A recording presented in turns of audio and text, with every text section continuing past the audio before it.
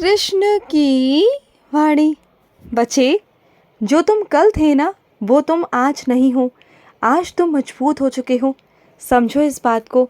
तुम मजबूत हो मेरे बच्चे। इस वक्त ना तुम्हें कोई हटा नहीं सकता, तुम्हें कोई गिरा नहीं सकता।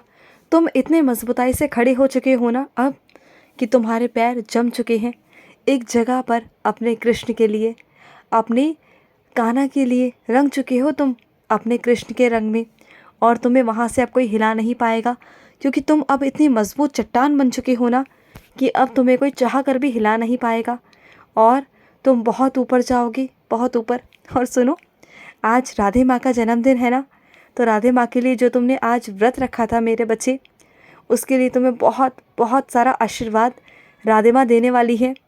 और बहुत सारे प्यार की वर्षा तुम पर होगी, उनके आशीर्वाद की वर्षा। और जिस घर में राधे माँ का आशीर्वाद हो जाए ना मेरे बच्चे, उस घर में तो मैं होता ही होता हूँ मेरे बच्चे। मुझे वहाँ आने से कोई नहीं रोक सकता, कोई नहीं। और सुनो मेरे बच्चे, जो तुम गंदी लतों में पड़ गए हो ना मेरे बच्चे, गलत संगति में, तो वहाँ से हट जाओ मेरे बच्चे। जितना जल्दी हो सके वहाँ से हट जाओ। वो तुम्हारे लिए बिल्कुल ठीक नहीं मेरे बच्चे। जो वो गलत संगत है ना, वो कभी भी तुम्हें ना सही रास्ते पर चलने नहीं देगी, कभी प्रेरणा नहीं देगी कि तुम सही रास्ते पर चलो।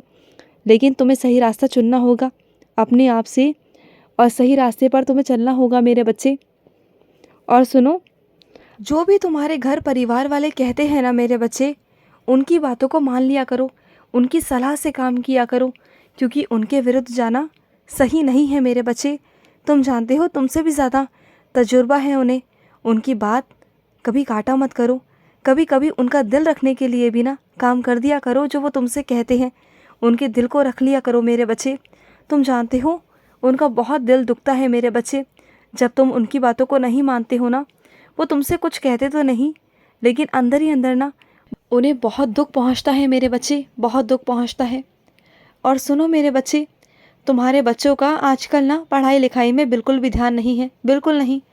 तो सुनो, अपने बच्चों के कान में ना कृष्ण कृष्ण राधा राधा बोला करो मेरे बच्चे। उनके कानों में ऐसा बोला करो, और उनसे भी कहा करो कि वो मेरा नाम जाप किया करें। अगर वो दिन में एक बार भी कृष्ण बोलेंगे ना, तो मैं उनकी बुद्धि में विराजित होकर ना उनसे विद्या करवाऊंगा। क्योंकि विद्या एक पूजा है, विद्या सरस्वती है मेरे बच्चे। अगर उनकी आराधना करोगे, अगर ईश्वर को याद कर कर पढ़ाई करोगे ना, तो तुम्हारा दिमाग लगेगा, मन लगेगा, बुद्धि लगेगी मेरे बच्चे। तो उनका नाम लेकर या मेरा नाम लेकर शुरू किया करो मेरे बच्चे, तुम्हारा कल्याण होगा।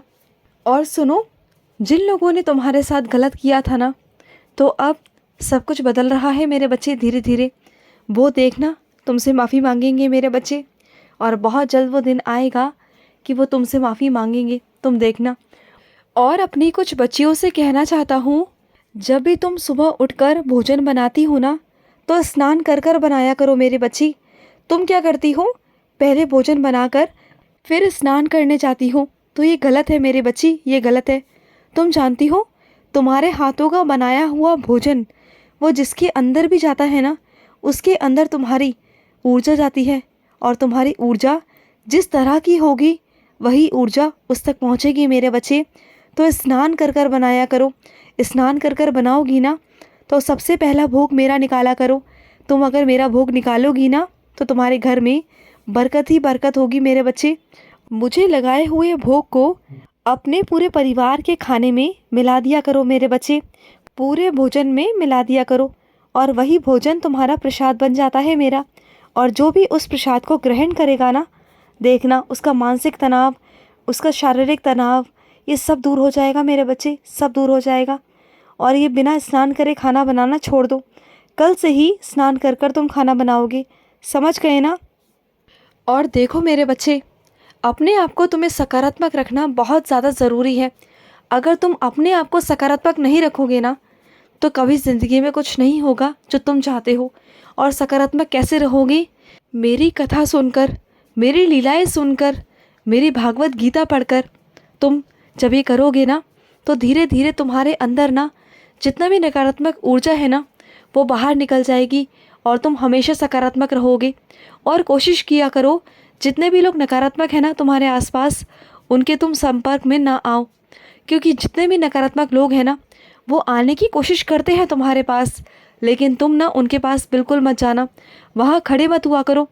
जहाँ 4 लोग मिलकर निंदा करते हैं ना, वहाँ से उठकर चल दिया करो बिना कुछ कहे मेरे बच्चे, क्योंकि अगर तुम सुनोगे ना तो सुनना भी गलत है मेरे बच्चे, वो भी गलत है। और सुनो, जो तुम्हारी इज्जत कहीं खो गई थी ना, जिन लोगों ने तुम्हारी इज्जत करना बंद कर दिया था ना, वही इज्जत मैं तुम्हारी वापस दिलवाऊंगा।